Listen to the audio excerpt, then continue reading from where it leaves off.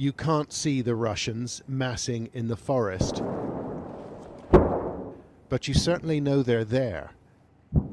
Tens of thousands gathering in the trees, something the members of Ukraine's 32nd Brigade could never match.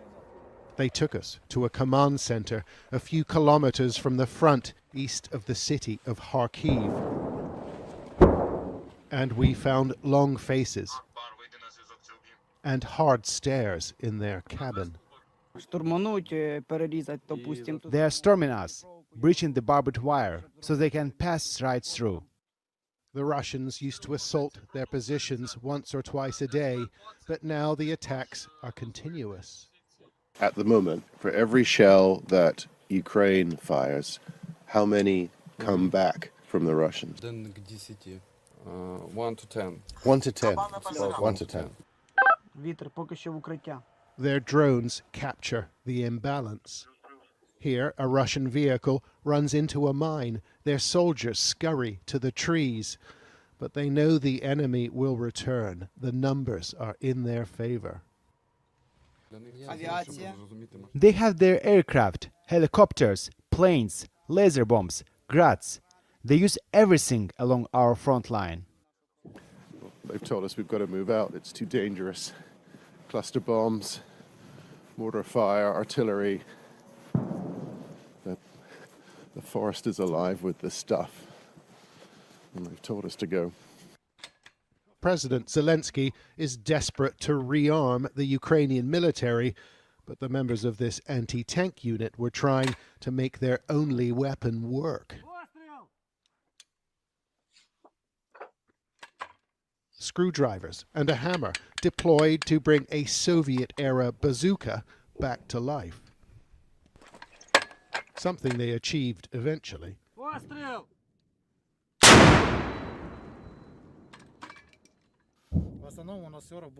Most of the time it works, but sometimes we have problems. The commander uses it to fire at Russian troops and says it can be deadly. Problem is, he's barely got any grenades. Have you got enough ammunition? No, not enough. We've got enough for 12, 13, 15 minutes. That's it. After 12 minutes, after that? We'll take an AK and shoot with it. The pressure here is building, as is the collective cost. We met a family dentist, now charged with evacuating casualties from the front line. But many don't survive, he says. It's taking too long to reach them. This is due to the mortar fire, the shelling. Sometimes it's impossible to reach their positions. It can take 2 or 3 days, even more. The dentist dragged the body of a 43-year-old soldier to this medical center. The remains of a 49-year-old followed later. There are no good days here, he told me. A generation of Ukrainians are dying on the battlefield. Their fellow citizens are trying to hold the line. John Sparks, Sky News in Kharkiv region. Shalom, shalom, shalom. As always, first I want to give all the praises and the glory to Yahweh, Bahasham, Yahweh Shai, Bahasham, Rakah, Kodash. Yahweh is the name of the Most High God. Yahweh Shai is the name of the Son. Double honors to the apostles and to the elders of Great Millstone. Shalom to my fellow Hebrew Israelite brothers and sisters who have been edified by the truth of the scriptures of the Bible, of who we are, the true children of Israel, and who the nations are. And to the hopeful elect, the 144,000, I say shalom to you, all praises and glory. So, just a quick one. As you can see from the title, what America's media, mainstream media, MSM, what America's mainstream media is not telling you about the war in Ukraine. What America's mainstream media is not telling you about the war in Ukraine. As you can see, it's all over for them.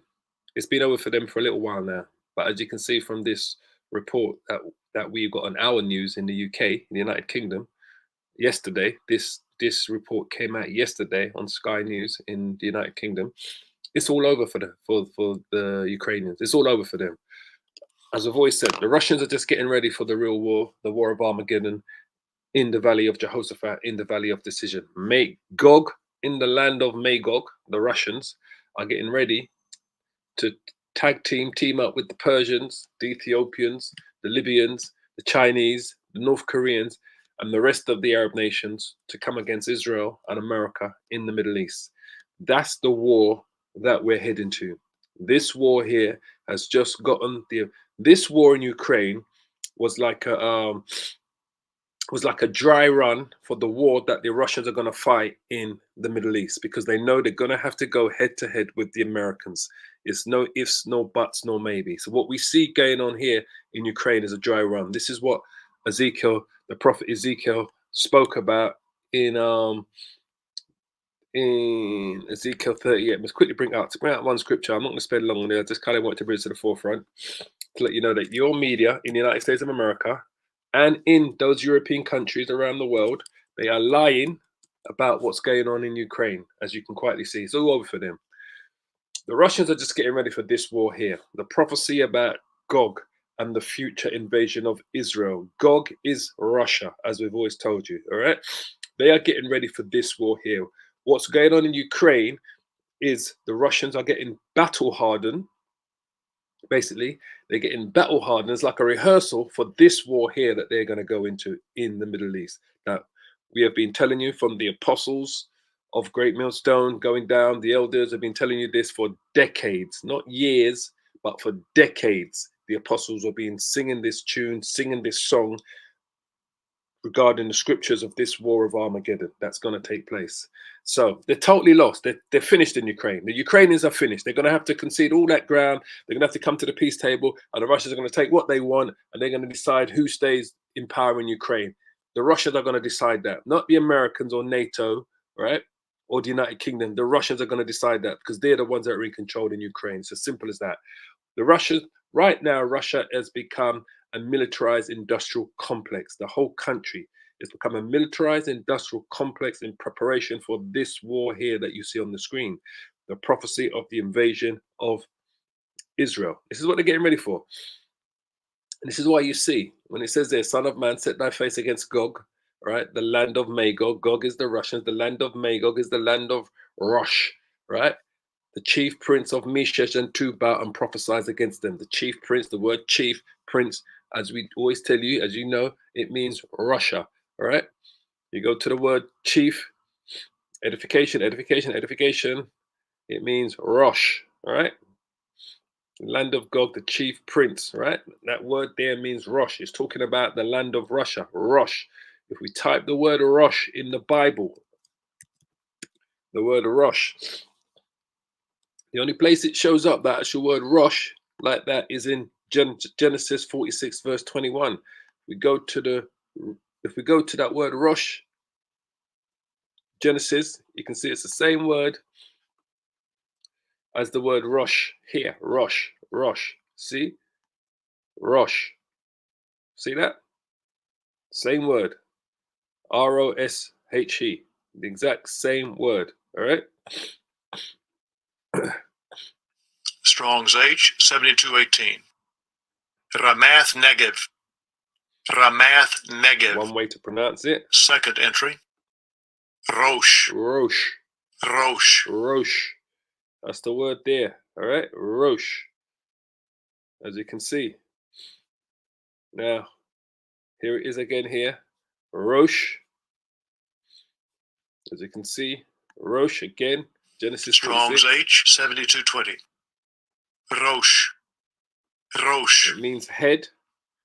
And as you can see here, I showed you this before, but just for edification's sakes, Ezekiel 38 and 2 and 3, Ezekiel 39 and 1, of a northern nation, right, a country from the north, mentioned with Tubal and Meshech, undoubtedly the Russians, who are mentioned by the Byzantine writers of the 10th century under the name, all right, dwelling in the north of Taurus. These are the Russians that are coming down from the land of Magog, all right, as you can see.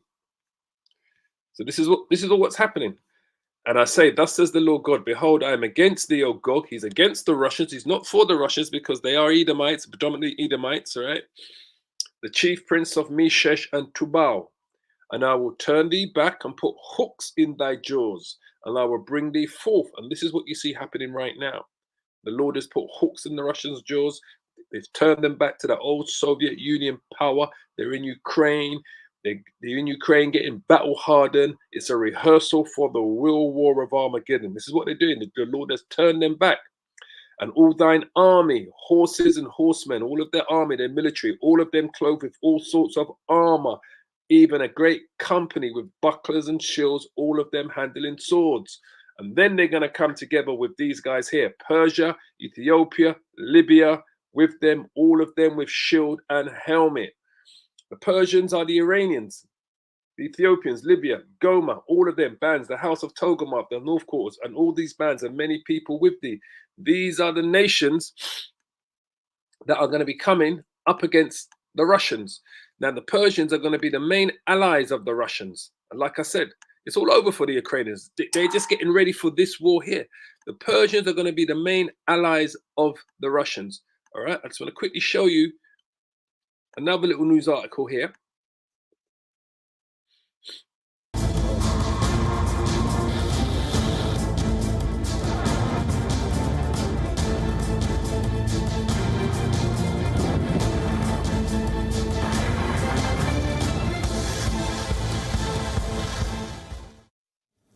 Now listen up. The war in Ukraine is about to complete 2 years, and the end is still nowhere in sight. And if anything, Russia is only beefing up its arsenal, all while Ukraine struggles to get more arms and aid. And in the latest, Iran has sent around 400 powerful ballistic missiles to Russia. 400. These are surface-to-surface missiles. The consignment includes many missiles from the Fateh 110 family, such as the Zolfagar. This road-mobile missile can strike targets up to 700 kilometers away. The deal was finalized late last year between Iranian and Russian military and security officials. The shipments began in early January. So far, there have been at least 4 of them. There would be more in the coming weeks. Some are missiles being sent by ship via the Caspian Sea. Others are coming in by plane. You see, Iran and Russia have been friends for decades, but the Ukraine war has brought them closer than ever. The two have become brothers in arms. The missile deal is a clear example here. For Russia, the partnership has yielded Iranian-made drones. In the year 2022, Russian officials quietly clinched a deal with Iran to supply hundreds of Shahed drones. Russia has extensively used them to batter Ukrainian cities and civilian infrastructure. Iran initially denied striking a drone deal with Russia, but later admitted it had provided a small number before the war started. But various reports have revealed it was no small number, and the supply has continued for long after the invasion. In return, Russia has reportedly passed to Iran many of the high-technology Western weapon systems captured in Ukraine.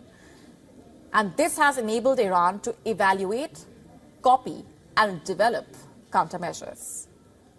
The flourishing friendship goes beyond the battlefields of Ukraine. On the diplomatic front, Russian President Vladimir Putin has stuck close to home due to the war, but he made his first visit outside the post-Soviet space to Tehran in July. This was for a major summit with Iran's supreme leader, Ayatollah Ali Khamenei. And since then, there have been various high-level diplomatic visits. President Putin also met his Iranian counterpart, Ibrahim Raisi, in December. And during this meeting, Raisi described Russia as a friendly nation and said that the talks will create new favorable conditions for cooperation. And he meant it, by the way, as only a month later, Iranian missiles began to land in Russia.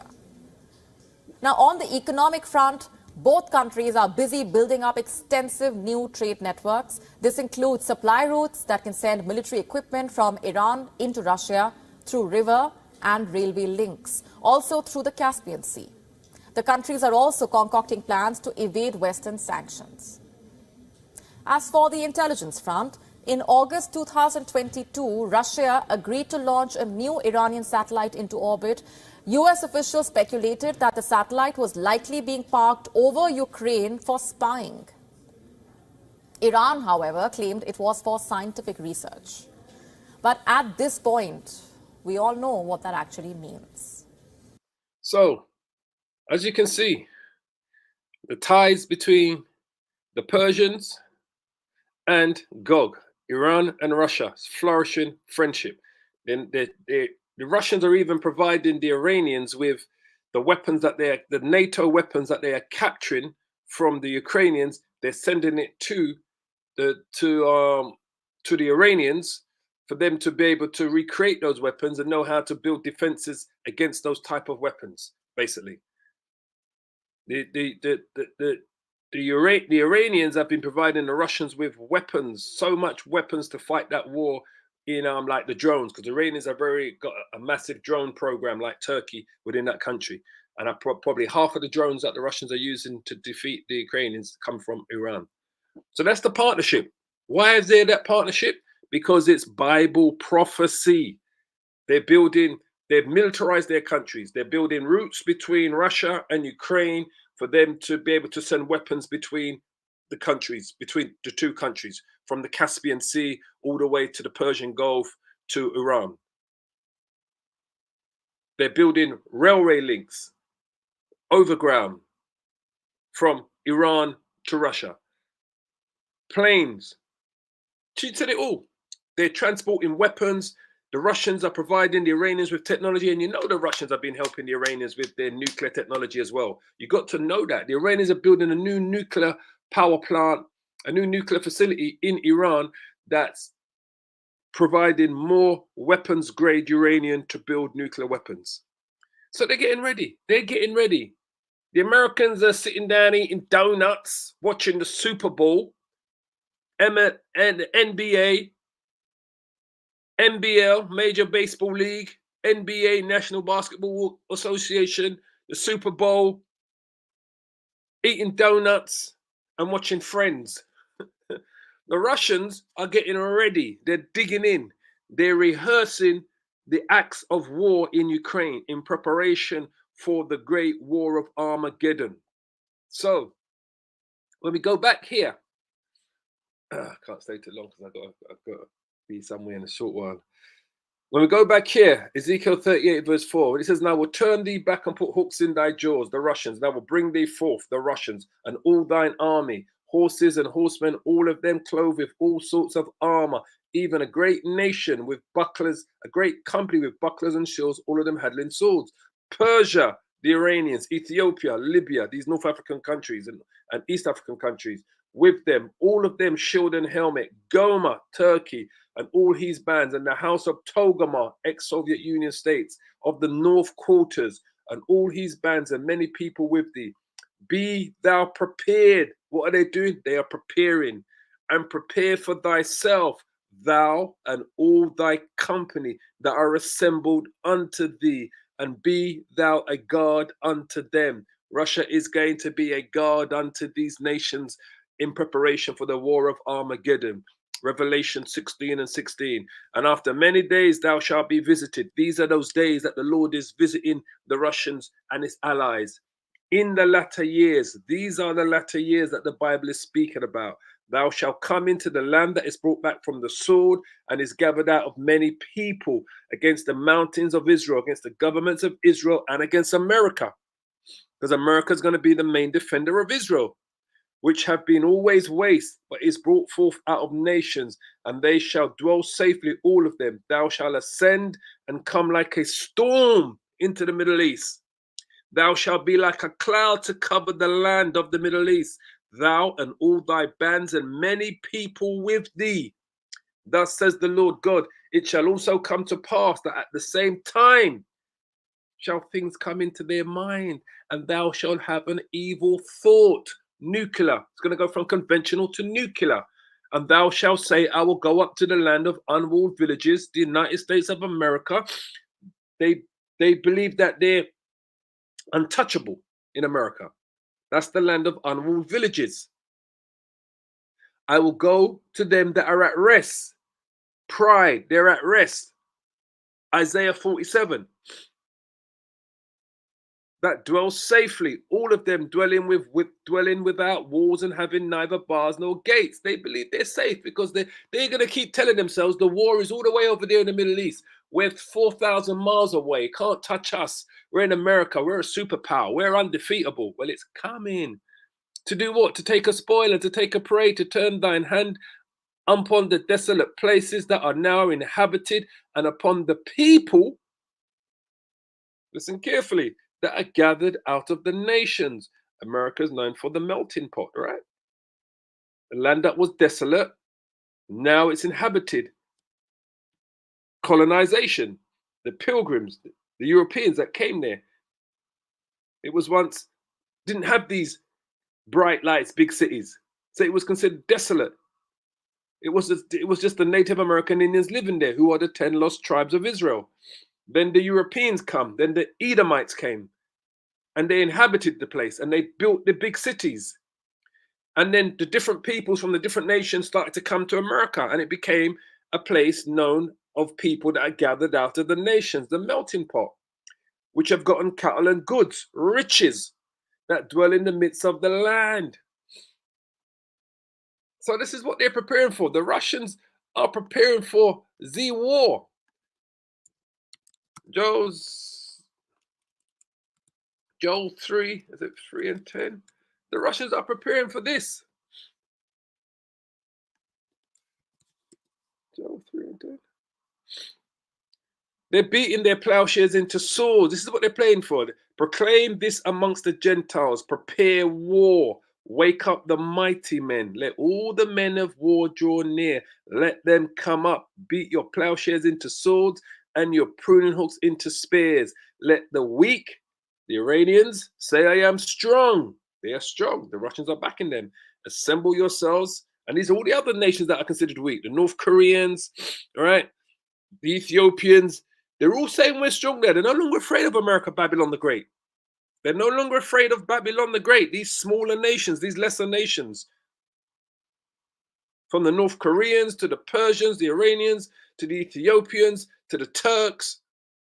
Assemble yourselves and come, all ye heathens, and gather yourselves together round about. Thither cause thy mighty ones to come down, O Lord. The mighty ones are the angels, because they're going to come in the midst of this war, but they're going to put the spirit on these heathen nations to go to battle in the valley of decision. Let the heathens be wakened. All of these heathen. See, this ain't our war. This ain't the war for the children of Israel. This is not the children of our war is a spiritual war. This is the war of the heathens, as you can see. They're going to go to war. We're going to get our deliverance out from this war. It's going to come our deliverance, the true children of Israel. But this is a war of the heathens, not the war of the Most High's children. We're going to stand on the sidelines fighting a spiritual battle against these devils. But this is their war. This physical war is their war. The angels of the Lord and Yahushua will come down to intervene in the midst of this war, to deliver the elect, the remnant of Israel, and then to subjugate and take down the nations. Then we're going to take part in this war. Let the heathens be wakened and come up to the valley of Jehoshaphat, the valley of decision. Jehoshaphat means God's judgment. For there will I sit to judge all the heathen round about. Put in the sickle, for the harvest is ripe. The harvest is ripe. They're ready. Come, get you down, for the press is full. The fats overflow. Parabolic language for the nations are all ready for this fight. The harvest is ripe. The Russians are battle hardened. The Iranians are battle hardened. The Americans are going to join. The Israelis are now getting battle hardened for this war. The harvest is ripe. You can see. We look at the world. The field is the world. The harvest is ripe. Come ye, get down, for the press is full. The fats overflow. For their wickedness. Whose wickedness?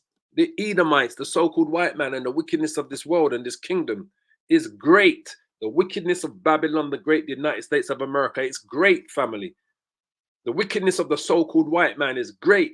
The wickedness of this system is great. It's everywhere. It's a disease. It's penetrated every crevice and every corner. Every pores on your skin is being penetrated by this wickedness. That's why the Lord said, if he didn't shorten those days, there would be no flesh left to save. Multitudes in the valley of decision, the valley of Jehoshaphat, the valley of judgment. For the day of the Lord is near in the valley of decision. And that's where we're coming to. The day of the Lord is near. So I'm going to finish it there. Didn't want to spend long, boys, so I'm going to bring that to the forefront. I want to give all the praises and the glory to Yahweh, Ba'ashem, Yahushua, Ba'asham, Rakah, Kodash. As you can see from today's title, what American media is not telling you about the war in Ukraine. All praises and glory to Yahweh, Ba'ashem, Yahushua, double honors to the apostles and the elders of Great Millstone. As I always like to say, keep praying, keep safe, repent, and hold on to this truth, family. Because our salvation is going to be based on our faith. Do we believe what the Lord's prophets are telling you? We are the Lord's prophets. The word prophet just means to speak before. We are speaking before these events take place. We are breaking down the scriptures for the elect to understand and to warn the world, to let the masses know what's truly coming. Not hugs and roses and kisses of Father Christmas. It's Yahweh Ba'ashem.